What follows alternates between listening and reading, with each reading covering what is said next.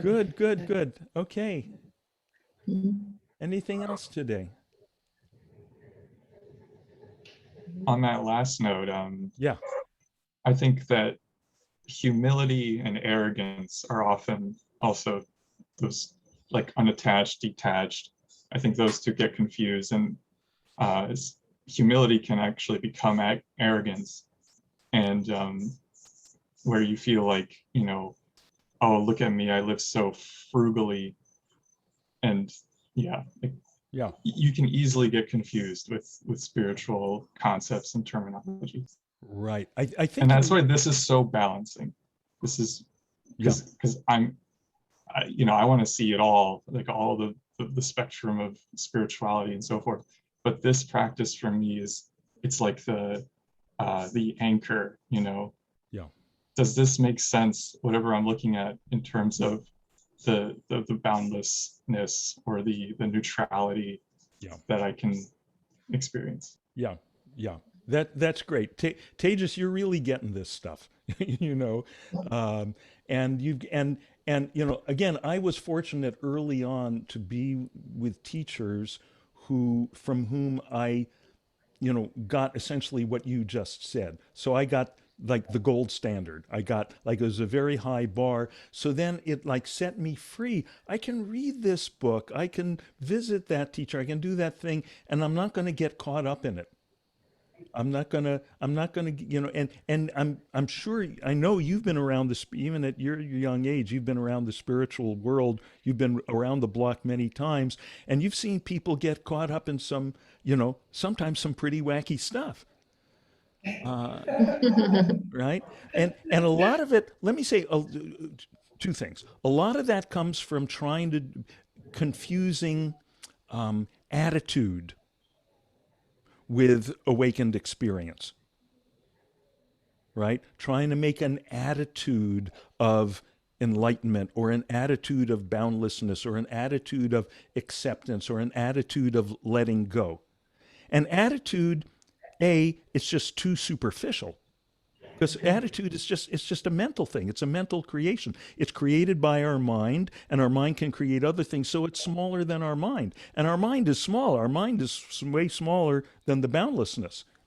And you've been spoiled now. You've gotten too familiar with the boundlessness to what do they used to say in those old commercials? Accept no substitutes, right? You're not going to get fooled again, which is just great. Thank God. Um, and the other thing, the thing about humility and arrogance and all that, you're very right. Those are flip sides of the same thing, and they both come. They're both just forms of thinking you're special, right? Um, like when someone gives you praise and says, "Oh, thank you. That you did that so nicely. You did such a good job on that. You this whatever this thing you said was helpful to me and so forth." And some people they really have problems accepting the praise. But it's like, oh, because I have to be humble. No, it's a form of accepting praise and accepting gratitude from other people is a form of graciousness, right? And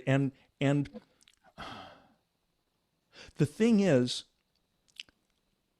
by doing this practice, we can no longer be caught up in thinking we're a special person because we've experienced that we're not a person, right? Mhm. Right? We're boundless being. We're boundless awareness.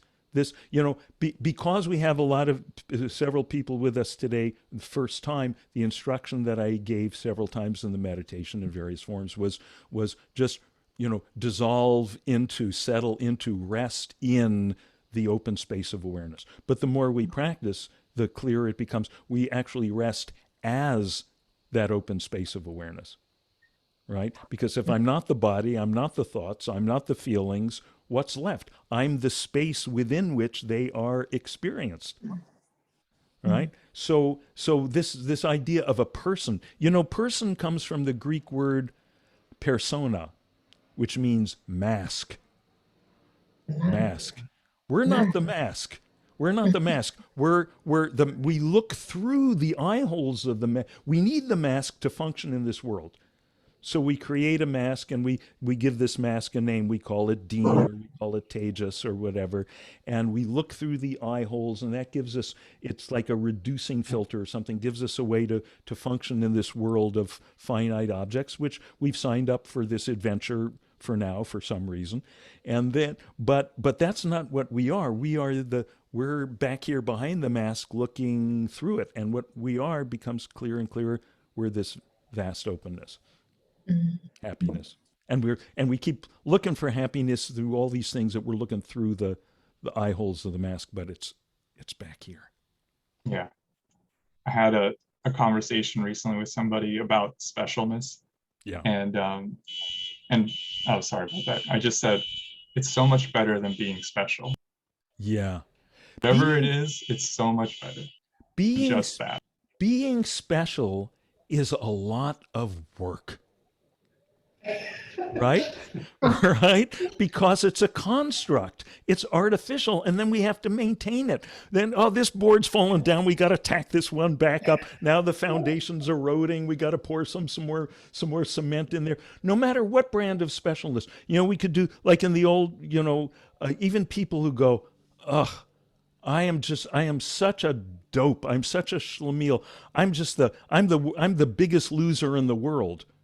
What a form of specialness that is. How much work do you see people exerting to maintain that story, right? So, but again, the great blessing of this kind of practice, the simplicity of it, is we don't have to go through these stories one at a time and unwind them. Sometimes there's value in that, and sometimes people are very skilled at helping other people. Some of those people are called therapists. Sometimes it can be very valuable for a given person at a given period of their life to maybe sit with a therapist, or maybe it's a friend or something to, it's easier for other people to see sometimes from the outside. Here's a story you've been caught in, and you go, oh yeah, wow, that's just a story. Whew, don't have to do that anymore. What a relief, right? So that's fine. But the core thing we're doing is settling into this space which is beyond story. Right? Stories, if you take any course in fiction, every story has a beginning, a middle, and an end. It's got an arc, it's got characters. When we settle into boundless okayness, there's no beginning, no middle, no end, no, right? No character, no persona, no nothing, no nothing. But as my old teacher Maharishi used to say, it's just, actually, he only said this once that I ever heard, but it's my favorite thing he said. It's just nothing, but there's something very good about it.